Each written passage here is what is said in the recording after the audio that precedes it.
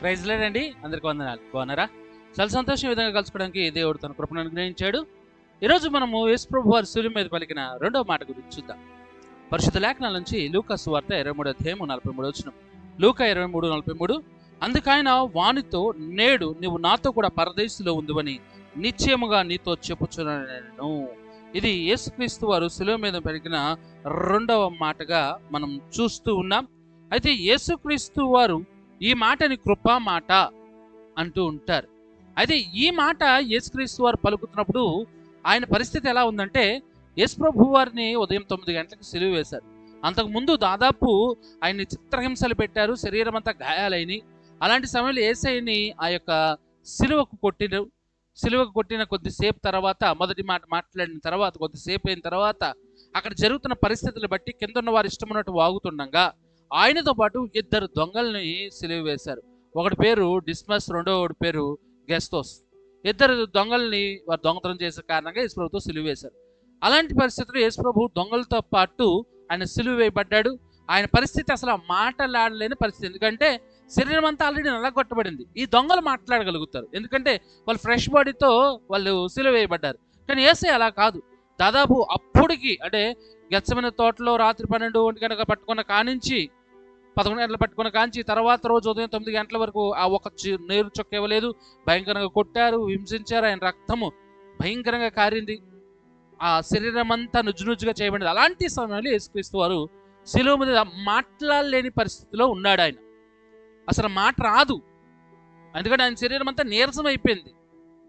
అలాంటి సమయంలో ఆ ఎండ వేడిమికి అలాగా అప్పుడే ఎండ వస్తుంది, 10-11 అవుతుంది. ఆ సమయంలో యేసుక్రీస్తు వారు కింద ఉన్న వారు అవమానిస్తుండగా ఆ మాటలు వింటూ ఉన్న పరిస్థితుల్లో ఈ రెండవ మాట మాట్లాడుతున్నాడు. ఎందుకు ఎవరితో ఈ మాట మాట్లాడుతున్నాడు అంటే, మొదటి మాట మనం చూస్తాం, అది యేసుక్రీస్తు వారు తండ్రితో మాట్లాడాడు. రెండో మాట యేసుక్రీస్తు వారు తన పక్కనున్న దొంగలతో మాట్లాడుతూ ఉన్నాడు. తన పక్కనున్న దొంగతో యేసుక్రీస్తు వారు మాట్లాడుతూ ఉన్నాడు. అయితే మనం గమనించినట్లయితే ఈ రెండవ మాట ఎందుకు మాట్లాడుతున్నాడు అంటే, ఆ ఇద్దరు దొంగల్లో గెస్తోస్ అనేవాడు ఫిర్యాదులు చేయవాడు అని అర్థం. డిస్మిస్ అనగా మరణము అనుభవించువాడు, ముగింపు అని అర్థం. అయితే ఈ గెస్తోస్ అనేవాడు ఇష్టానుసారంగా మాట్లాడాడు. డిస్మిస్ అనేవాడు మనం విన్న వాక్యాల ప్రకారము, వింటున్న వాక్యాల ప్రకారము వాడు వేడుకున్నాడు దేవుడిని. అప్పుడు వాడు వేడుకొనగా, అయ్యా నన్ను జ్ఞాపకం చేసుకో అనగా దేవుడు రెండవ మాట శిలువ మీద దొంగతో, డిస్మిస్తో మాట్లాడాడు. అయితే ఈ రోజున ఈ రెండవ మాట మనం గమనించినట్లయితే ఈ మాట చాలా కృప కలిగిన మాట. ఎందుకు కృప కలిగిన మాట అంటే, యేసుక్రీస్తు తను మరణిస్తున్నప్పటికీ కృప ఏ విధంగా చూపుతున్నాడో గమనిస్తాయి.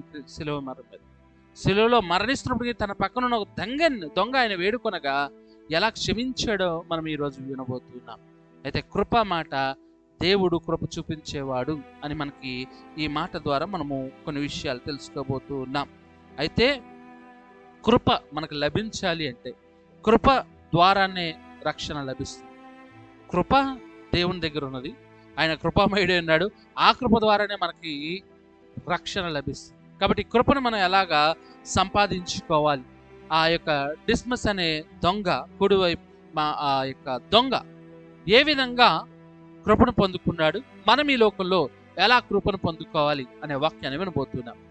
అంటే కృప ద్వారానే రక్షణ కాబట్టి ఆ కృపను శిలువ మీద ఉన్న దొంగ ఎలా పొందుకున్నాడు, మనం ఎలా పొందుకోవాలి, ఎలా కృపలో నిలిచి ఉండాలి అనే వాక్యాన్ని ఈ రెండవ మాట మనకు తెలియజేస్తూ ఉంది. యేసుక్రీస్తు వారు కలువరి శిలువ మీద ఈ రెండవ మాట డిస్మస్ అనే దొంగతో మాట్లాడాడు. కాబట్టి ఇప్పుడు మనం డైరెక్ట్గా మెసేజ్లోకి వెళ్తున్నాం. కృప ద్వారా రక్షణ లభిస్తుంది. మరి దాన్ని మనం ఎలా సంపాదించుకోవాలి కృపని?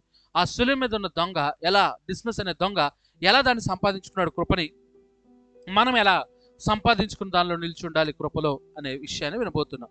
మొదటిది లూకా సువార్త 23 అధ్యాయం 40 వచనము. అయితే రెండవ వాడు వాడిని గద్దించి, నీవు అదే శిక్షా విధిలో ఉన్నావు గనుక దేవునికి భయపడవా? ఇక్కడ మొదటి దొంగ గెస్తోస్ అనే దొంగ కింద వాళ్ళందరూ తిడుతున్నారు. యేసయ్యతో పాటు వీళ్ళు సిలువ అనుభవిస్తున్నారు. కింద వాళ్ళందరూ తిడుతున్నారు, యేసయ్యను దూషిస్తున్నారు. నువ్వు రాజు అయితే, నువ్వు రక్షకుడు అయితే దిగిరా, నువ్వు దేవుని కుమారుడు అయితే దిగిరా, నువ్వు అద్భుతాలు చేస్తుంటే దిగిరా అని ఎక్కిరింపు మాటలు మాట్లాడుతున్నారు. అలాంటి మాటలు విన్న మొదటి దొంగ గెస్తోస్ అనేవాడు మొదటిగా యేసుతో మాట్లాడుతూ ఆయన్ని అంటే అవమానకరంగా మాట్లాడు. నువ్వు రక్షించుకో, నువ్వు రక్షించుకుని మమ్మల్ని కూడా రక్షించు, నువ్వు దేవుని కుమారుడు అయితే నువ్వు రక్షించుకుని ఎంతోళ్ళు అంటున్నారంటే అనుకుందాం, ఎంతోళ్ళ మాట అంటున్నారంటే అనుకుందాం. పైన ఉన్నాడు కూడా సావడానికి సిద్ధంగా ఉన్నాడుగా, వీడికి ఎంత ఒళ్ళు కావరమో చూడండి.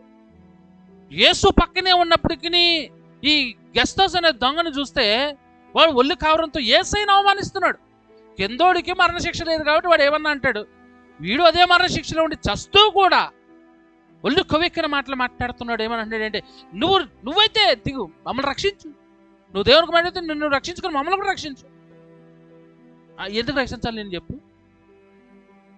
ఆడు అలా మాట్లాడుతుంటే ఈ డిస్మస్ అనే రెండో విధంగా మాట్లాడిన మాట ఇది, వానిని గద్దించి నీవు అదే శిక్షలో విధంగా ఉన్నావు కదా, దేవునికి భయపడవా, యథార్థమైన మాట మాట్లాడాడు. ఈరోజు నీ జీవితంలో కృపను పొందుకోవాలంటే యథార్థమైన మాటలు కృప వైపు నడిపిస్తాయి. మొదటివాడి మాటలు యథార్థంగా లేవు, కొవ్వెక్కిన మాటలలాగా ఉన్నాయి. నువ్వు దేవుడు అయితే నిన్ను రక్షించుకుని మమ్మల్ని కూడా రక్షించు. కానీ రెండో వాడు వాడిని గద్దించి, ఎవరే నువ్వు అలాగే చనిపోతున్నావు, ఆయన అలాగే చనిపోతున్నాడు, నేను అలాగే చనిపోతున్నాను, ఇలాంటి సమయంలో ఇదే శిక్ష విధిలో ఉన్నాం కదా, కనుక దేవుడికి భయపడవు ఇప్పటికైనా నువ్వు అని యథార్థంగా మాట్లాడాడు. యథార్థమైన మాటలు ఎప్పుడూ కూడా దేవుని కృప నీ వైపు చూసేలా చేస్తాయి. యథార్థమైన మాట కృప వైపు నడిపిస్తాయి. ఈయన మాట్లాడిన యథార్థత అంటే వాడు అనుకున్నాడు, నేను చచ్చిపోతున్నాను, ఎందుకు చచ్చిపోతున్నాడు వాడికి తెలుసు. వాడు ఆ డిస్మస్ అనే దొంగ ఎందుకు చనిపోతున్నాను, నేను ఎందుకు చనిపోతున్నాను అంటే, నేను వీడు డిస్మస్ గెస్తోస్ మేము ఇద్దరం కలిపి, మొదటి దొంగ రెండో దొంగ మేము కలిసి ఎన్నోసార్లు దుర్మార్గం చేసాం, ఎంతోమందిని చంపాము, ఎంతోమంది రోడ్ల మీద పోయే వాళ్ళని చంపాము, వాళ్ళు బంగారం లాక్కున్నాం, పెళ్ళి ఆగిపోయేలా చేసాం, ఎంత చిత్రహింసలు పెట్టి చంపాము. కాబట్టి ఇది నాకు సమంజసమే, మేము చెయ్యకుండా పాపాలు చేస్తాము, మా వల్ల ఎన్నో శుభకార్యాలు ఆగిపోయాయి, మేము ఎంతో మందిని గాయపరిచాము, రక్తము కళ్ళ చూసాము, కాబట్టి ఈరోజు మేము అనుభవిస్తున్న శిక్ష మాకు సబబే.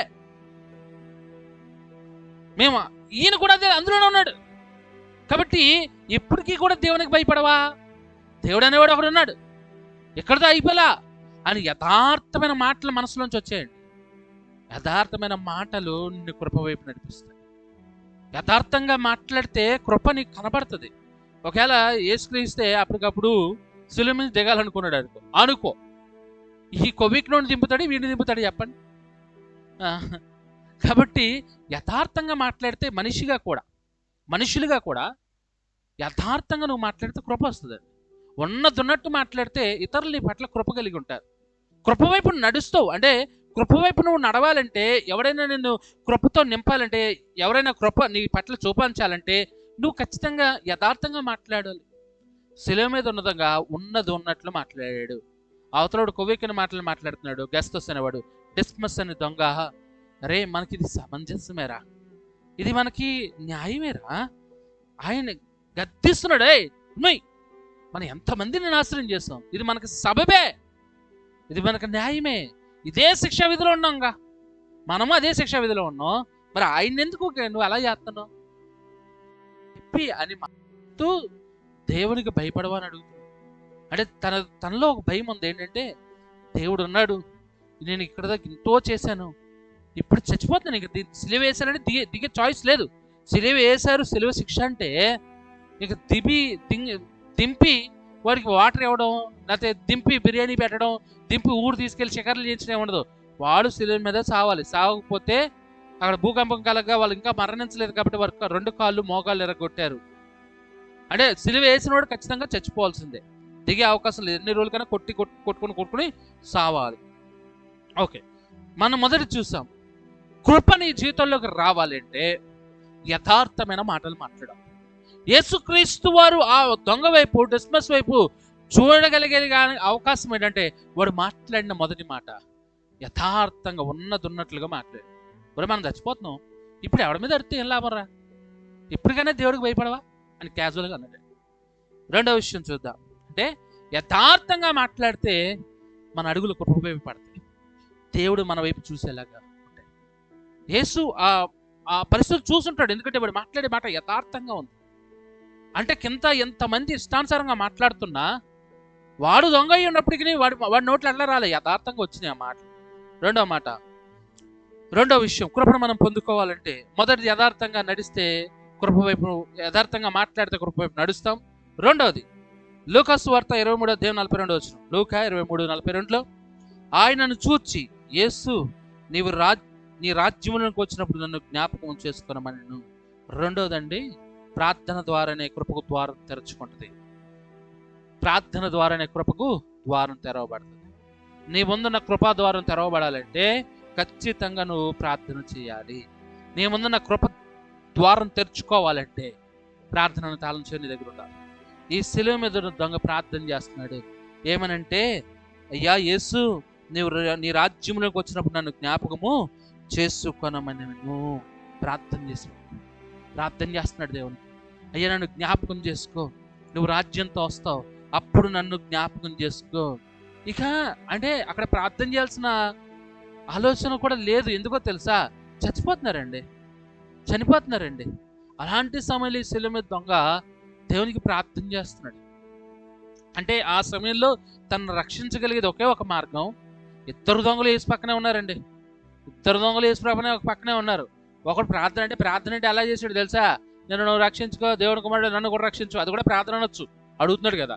వీడు అడుగుతున్నాడు, ఎలా అడుగుతున్నాడు తెలుసా? ప్రార్థన ఎలా చేస్తున్నాడు తెలుసా? అయ్యా నువ్వు నీ రాజ్యంలోకి వచ్చినప్పుడు నన్ను జ్ఞాపకం, నన్ను విడుదల చేయి, నన్ను తీసుకెళ్ళిపో, అది ఇదట్లా. నీ రాజ్యంలోకి వచ్చినప్పుడు నన్ను జ్ఞాపకము చేసుకొనము. ప్రార్థన. యేసు పరిపూర్ణంగా ఆయన వైపు చూశాడు, ఎందుకంటే ప్రార్థన చేశాడు కాబట్టి. ఇద్దరు శిలువ మీద యేసు పక్కనే ఉన్నారు, కానీ ఒకడికి అవకాశం ఎందుకు వచ్చిందంటే, డిస్మస్కి ఎందుకు అవకాశం వస్తుందంటే వాడి పేరులో అస్తమయం, ముగింపు, మరణం అని ఉంది. కానీ వాడు చేసే ప్రార్థన వాడి మరణం కాదు, అస్తమయం కాదు, అదొక ఉదయంలో మార్చబోతున్నాడు దేవుడు. ప్రార్థన నిన్ను కృప వైపు నడిపిస్తుంది. ప్రార్థన చేస్తేనే కదా దేవుడు కృపనిస్తాడు. అంతే, చాలా సింపుల్ అండి. రోమీయులకు 10:13 ఎందుకనగా ప్రభు నామమును బట్టి ప్రార్థన చేయవాడెవడో వాడు రక్షింపబడును. మనం రక్షించబడాలంటే ఆయన నామందు ప్రార్థన చేస్తే ఖచ్చితంగా దేవుడు మనల్ని రక్షిస్తాడని చెప్తున్నాడుగా. కృపను మనం పొందుకోవాలంటే, పరిపూర్ణంగా కృపను పొందుకోవాలంటే ఖచ్చితంగా మనం ప్రార్థన చేయవారమై ఉండాలి. ప్రభు నామమును పిలిచి ప్రతి వాడు రక్షింపబడు. ఆ దొంగ, డిస్మస్ అనే దొంగ జీవితంతో తప్పుల్లో గడిపాడు. చివరి క్షణాల వరకు కూడా తప్పు చేశాడండి. ఆయన పట్టుకునే వరకు కూడా తప్పులు చేశాడు. కానీ సిలువ వేసిన వెంటనే చివరి క్షణంలో యేసు వైపు చూసి యేసుని పిలుస్తున్నాడు, అయ్యా నాయనా రాజా నన్ను జ్ఞాపకం చేసుకో. అప్పుడు దేవుడు ఆ సిలువ మీద దొంగ, నర్మి నువ్వు దొంగరవై, ఎన్ని దొంగతనాలు చేసి ఎంతమందిని చెప్పావు, నర్మి ఏం మాట్లాడుతున్నావు, ఆలస్యం అయిపోయింది, నువ్వు సిలువ ఎక్కకముందు అడగాల్సింది. ఇలాంటి ఏం చెప్పాలి ఆయన వెంటనే కృప చూపించాడు. కాబట్టి ఈరోజు శిలువ మీద ఉన్న దొంగ ప్రార్థన చేశాడు, అయ్యా నన్ను జ్ఞాపకం చేసుకో. కృపను పొందుకున్నాడు ప్రార్థన చేసి. మరి ఇంకెంతకాలం నీ జీవితంలో కృపను పొందుకోలేకపోతున్నావు? నీ జీవితంలో మరి ఆ శిలువ మీద దొంగ రక్షించబడ్డాడు అప్పటికప్పుడే ప్రార్థన ద్వారా, కృపను పొందుకున్నాడు. నీ జీవితంలో ఇంకా నువ్వు ఎందుకు కృపను పొందుకోవట్లేదు తెలుసా? కృపను ఎందుకు నీ జీవితంలో ఇంకా పొందుకోవట్లేదు అంటే నువ్వు సరైన ప్రార్థన చేయట్లేదు. శిలువ మీద గెస్తస్ అనే దొంగ ప్రార్థన చేశాడు, అది కూడా ప్రార్థనే. నువ్వు దేవుని కుమారుడు అయితే నేను రక్షించుకుని మమ్మల్ని కూడా రక్షించు. కానీ ఈ దొంగ అంటున్నాడు, అయ్యా నువ్వు రాబోతున్నావు, నీ రాజ్యంలో నన్ను జ్ఞాపకం చేసుకుని ప్రార్థన చేశాడు. అయ్యా నువ్వు ఒక రాజ్యంతో వస్తావు, రాజు అయ్యి ఉన్నావు, సరే ఏదో ఒకటి నన్నైతే జ్ఞాపకం చేసుకొని యేసయ్యని అడిగాడు. వీడు అడిగింది ప్రార్థనే, ఏడు చేసింది ప్రార్థనే. కానీ దేవుడు ఎవరి ప్రార్థన విన్నాడు తెలుసా? వీడి ప్రార్థన, డిస్మస్ అనే దొంగ ప్రార్థన.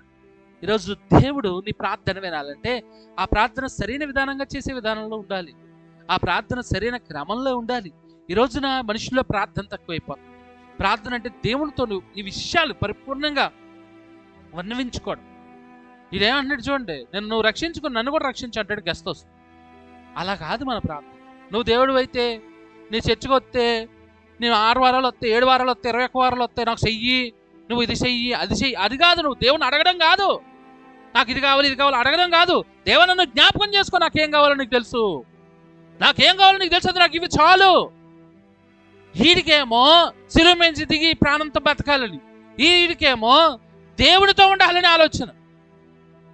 ప్రార్థన సరిగ్గా చెయ్యి, నువ్వు కృపను పొందుకోవాలంటే శిలువ మీద దొంగ నేర్పేది ఏంటో తెలుసా? సరైన ప్రార్థనా క్రమం నేర్చుకో. ఎప్పుడు ఎలా ప్రార్థన చేయాలో నేర్చుకో. ఆ శిలువ మీద దొంగ వీడికి లాగే, పక్కన గెస్ట్ హౌస్ లాగే ఈ డిస్మిస్ కూడా, ప్రభువా నేను కూడా దిగి ఉండాలి, ప్రాణంతో ఉండాలని అంటలా, జ్ఞాపకం చేసుకో. అందుకే దేవుడు ఆయన వైపు చూశాడు, కృపనిచ్చాడు. ఈరోజు కృప నీ జీవితంలోకి రావాలంటే, కృప అనే ద్వారం నీ జీవితంలో తెరవబడాలంటే ప్రార్థన అనే తాళం దగ్గర ఉండాలి. అంటే తాళాలు చాలా మంది దగ్గర ఉంటాయి, ఇది తలిపేసి ఉంటుంది, మన దగ్గర 100 తాళాలు ఉంటాయి. ఏ తాళంతో తిప్పితే ఆ తాళంతో రాదు, సరైన తాళం కావాలి. అలాగే నీవు కృప పొందుకోవాలంటే, నీ జీవితంలో కార్యాలు జరగాలంటే సరైన ప్రార్థన నువ్వు చేయవలసిన వాడివై ఉండాలి. ఇక మూడో విషయం చూద్దాం. ఇప్పుడు 2 విషయాలు చూసాం. కృపను పొందుకోవాలంటే యథార్థమైన మాటలు కృప వైపు నడిపిస్తాయి. ప్రార్థన ద్వారానే కృపకు ద్వారం తెరవబడుతుంది. ఇక మూడవదిగా లూకా సువార్త 23:41, లూకా 23:41లో, మనకైతే ఇది న్యాయమే, మనము చేసిన వాటికి తగిన ఫలం పొందుచున్నాము కానీ ఈయన ఏ తప్పిదనమును చేయలేదని చెప్పాను. పశ్చాత్తాపం ద్వారా కృపను పొందుకుంటా. కృపకు ద్వారం తెచ్చుకున్న తర్వాత కృప మన జీవితాలకు రావాలంటే, కృప వైపు నడవాలంటే యథార్థంగా మాట్లాడాలి. కృపకు ద్వారం తెరుచుకోవాలంటే ప్రార్థన చేయాలి. ఆ కృపను మన జీవితాల్లో పరిపూర్ణంగా అనుభవించాలంటే పశ్చాత్తాపం పొందాలి, పశ్చాత్తాప ప్రార్థన చేయాలి, పశ్చాత్తాపడాలి. ఈ దొంగ అంటున్న మాట చూడండి, మనకైతే ఇది న్యాయమే, మనకైతే ఇది సబబే, ఎందుకంటే మనం అలాంటి దుర్మార్గం చేశాంగా, మనం చేసిన వాటికి తగిన ఫలం పొందుచున్నాం. ఇప్పుడు మనం పొందే ఈ శిక్ష మనం చేసిన వాటికి, కానీ ఈయన ఎందుకు ఏ తప్పిదో నాకు కనబడతలేదు అన్నాడు. పశ్చాత్తాపడుతున్నాడు. అంటే నేను చేసిన దానికి నేను అనుభవిస్తున్న మరణం అనేది సరైందే, దాన్నే నిజమైన పశ్చాత్తాపం అంటారు. ఈరోజు చాలా మంది పశ్చాత్తాపడతారు. పశ్చాత్తాపం అంటే ఏంటి తెలుసా? ప్రభా నేను తప్పు చేశానయ్యా, ప్రభా నేను ఇచ్చేసానయ్యా, గొప్పగా ఒప్పుకుంటారు. ఒప్పుకోవడానికి పశ్చాత్తాపం అంటారు. ఒప్పుకోవడానికి పశ్చాత్తాపం. చాలా మంది ప్రభా నేను తప్పు చేశాను, ప్రభా నేను తప్పు చేశాను, దాన్ని కాదు పశ్చాత్తాపం. నిజమైన పశ్చాత్తాపం అండి, నేను తప్పు చేశాను ప్రభా, మరలా నేను చేయను, ప్రభా నేను తప్పు చేశాను ప్రభా నన్ను క్షమించు, ఇది పశ్చాత్తాపం అండి. ఒప్పుకోలు ప్రార్థన కాదు చేయాల్సింది, పశ్చాత్తాప ప్రార్థన. ఒప్పుకోవాలంటే తప్పు చేశాను నన్ను క్షమించు అనేది ఉండాలి ఒప్పుకోల్లో కూడా. కానీ చాలామంది కేవలం నేను ఇచ్చేసాను, ఇచ్చేసాను, గొప్ప కార్యాలు చేసేవాడు నువ్వేనా.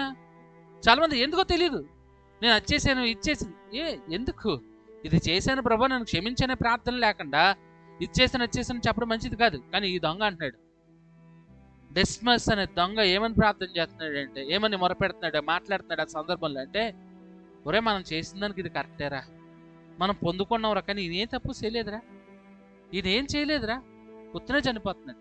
సరే యేసు గురించి ఆయన మాట్లాడిన పాటలు పక్కన పెట్టి, కానీ ఆయన ఏమనుకుంటున్నాడు అంటే, పక్కనున్న దొంగ, యేసు పక్కన ఉన్న దొంగ ఆడికి పశ్చాత్తాపం లేదు, ఆడు ఇంకా యేసు ప్రభువుని దూషిస్తున్నాడు, యేసు ప్రభువుని తిడుతున్నాడు. ఎందుకు తిడుతున్నావు నువ్వు, ఎందుకు నువ్వు యేసు ప్రభువుని తిడుతున్నావు చెప్పు. ఏం చేశాడు యేసయ్య నీకు? కింద ఉన్న వాళ్ళకంటే యేసయ్య ఏదోటి చేశాడు. చాలాసార్లు నేను చెప్పాను, యేసు ప్రభు వాళ్ళకి ఎందుకంతలాగా నలిగిపోయారు, మసిలిపోయారు అంటే యేసయ్య మంచిగా ఉన్నాడు, అది చూడలేకపోయారు.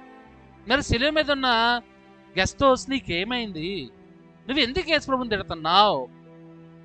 అరే ఇప్పటికీ నీలో బాధ లేదా, సస్తున్నావు ఇంకా, అప్పటికి కూడా నీలో బాధ లేదా? అరే నేను చచ్చిపోతున్నాను, దొంగతనాలు చేశాను, ఏంట్రా ఇలా నేను చిన్నప్పటి నుంచి ఇలా బతకపోయి ఉంటే ఈ మరణం వచ్చేది కాదు కదా అని ఏడవలసినాడు కాదు, ఏం చేస్తున్నావు? యేసయ్యని తిడతావా శిలువ మీద?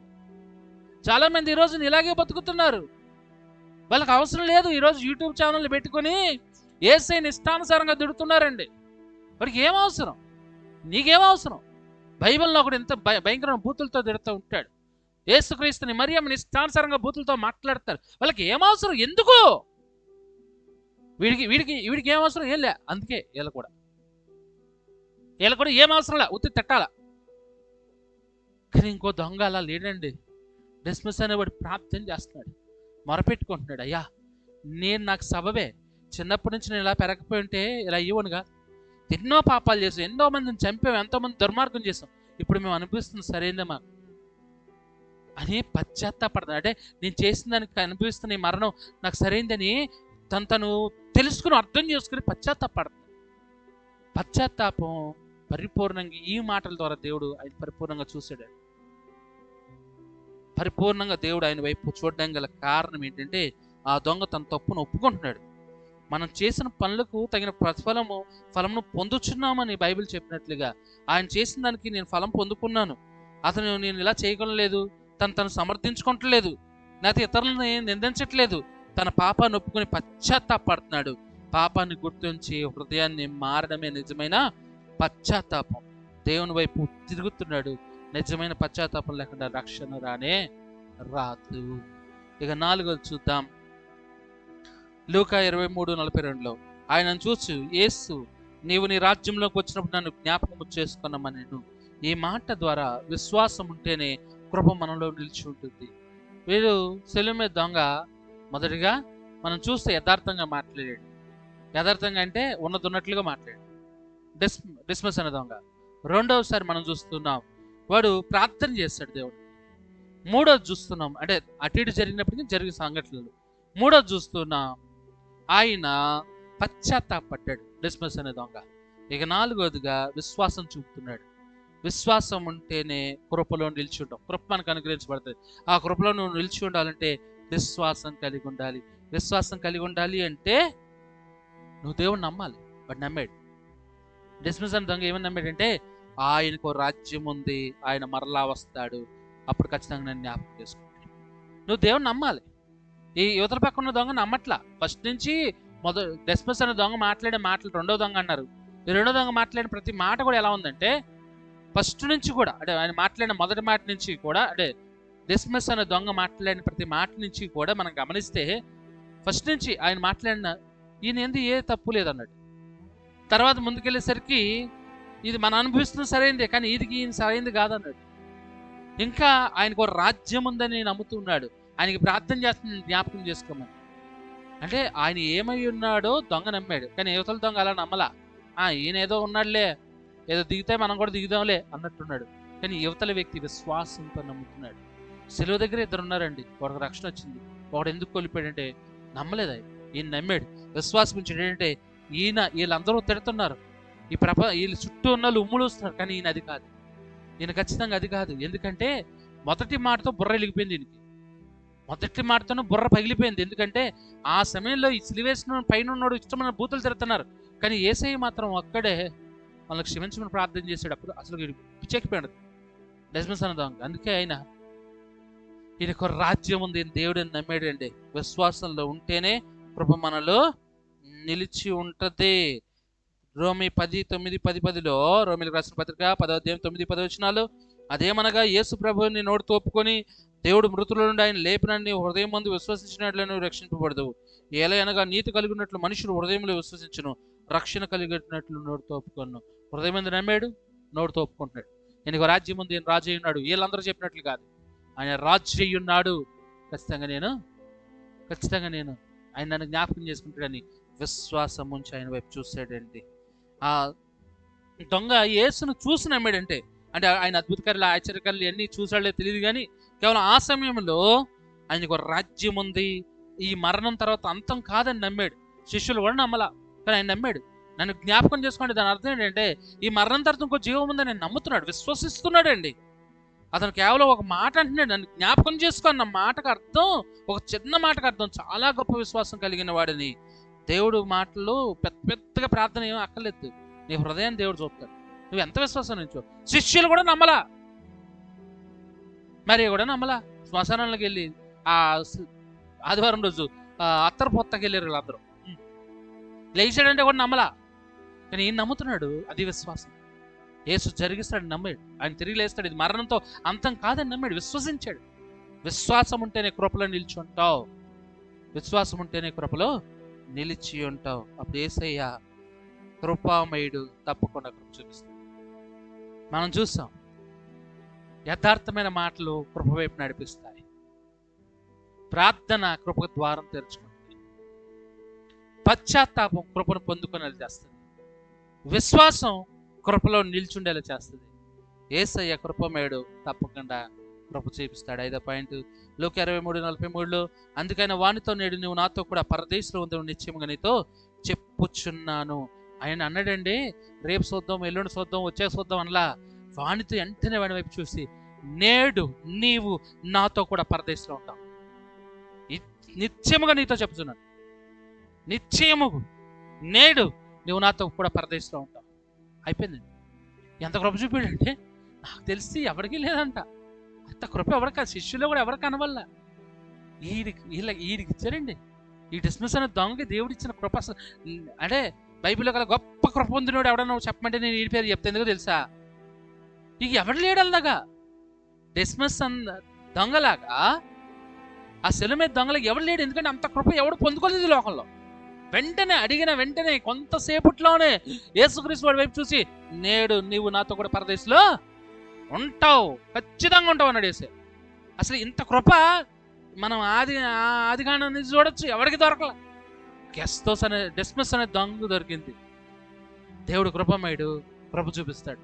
నువ్వు నిజంగా ఆయన కృప వైపు చూడగలిగితే, ఆయన వైపు చూడగలిగితే, ఆయన ఎందుకు విశ్వాసం ఉంచగలిగితే, యథార్థంగా మాట్లాడితే, ప్రార్థన చేస్తే, పశ్చాత్తాపడి విశ్వాసంలో నిల్చుని పరిపూర్ణంగా నమ్మితే, ఆయన నేడే, ఇంకో రోజు లేదు, ఇదే రక్షణ దినమో, నేడే నువ్వు నాతో కూడా పరదేశంలో ఉందావు అన్నాడు. ఖచ్చితంగా వేసి తీసుకెళ్ళి నిశ్చయముగా చెప్తున్నాడు. ఈరోజు మనకు కూడా దేవుడు అదే మాట చెప్తున్నాడు అండి. కొంతకాలం తర్వాత చూస్తా అంటలేదు. ఇదే రక్షణ ఆలస్యంగా తక్షణమైన జీవితంలోకి వస్తుంది. దేవుని కృపను రేపు వాయిదా వేసేది కాదు. దేవుని కృప ఇప్పుడే నీ జీవితంలో కావాల్సిందే. దేవుడు తన కృపను పరిపూర్ణంగా అనుగ్రహిస్తాడు. నువ్వు నిజంగా రక్షించబడాలంటే కృప కావాలి. ఆ కృపను ఎలా సంపాదించాలో శిలువ మీద దొంగను చూసాం. దేవునితోనే ఉంటున్నాం, మనము చర్చికి వస్తున్నాం. యేసు ప్రభు పక్కన ఇద్దరు దొంగల్లాగా మన జీవితాలు ఉంటున్నాయేమో గమనించి, మనందరం కూడా దేవుడితో ఎత్తబడేవారుగా, దేవుడి దగ్గరికి వెళ్ళేవారుగా ఉండాలి, కానీ విడిచిపెట్టేబడేవారుగా ఉండద్దు. గెస్తోస్ వాడు ఫిర్యాదులు చేయవాడు, వాడు ఫిర్యాదులు చేస్తూనే బతుకుపోయాడు. ఒకవేళ వారు మొడిపెడితే వాడి పేరుకి అర్థం మారేది. డిస్మస్ మరణం, అస్తమయం, కానీ వాడు ఆ శిలువలో ఉదయించాడు. ఆ శిలువలో మరణించినప్పటికీ దేవునితో బ్రతికి ఉన్నాడు. ఈరోజు కృప నువ్వు నాశనం అయిపోతున్నా, నువ్వు జీవితం అంతమైపోతున్నా, నిన్ను అంతం కానివ్వదు, నిన్ను తిరిగి ఉద్భవింపజేస్తుంది కృప. ఆ కృప మనకు కావాలంటే ఎలా సాధించాలో విన్నాం. మనందరి జీవితాల్లో కృపను దేవుడు పరిపూర్ణంగా అనుగ్రహించును గాక. వందనాలండి. ఈ వీడియోని ఇతరులకు షేర్ చేయండి, వారికి కూడా చాలా ఉపయోగకరంగా ఉంటుంది. వందనాలు.